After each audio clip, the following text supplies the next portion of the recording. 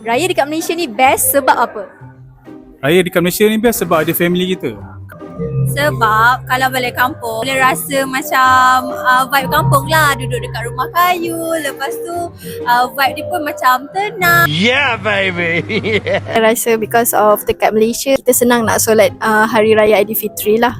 Which is most of the place countries lain agak sukar lah nak menyambut suasana Hari Raya. I think because dia banyak jenis pilihan makanan and then I macam pelbagai jenis makanan and then sangat mengenyangkan.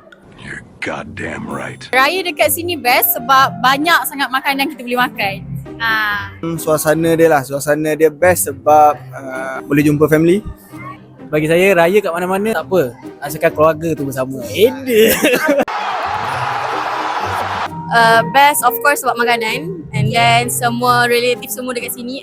Sebab dekat Malaysia ni meriah, banyak pelbagai jenis masyarakat.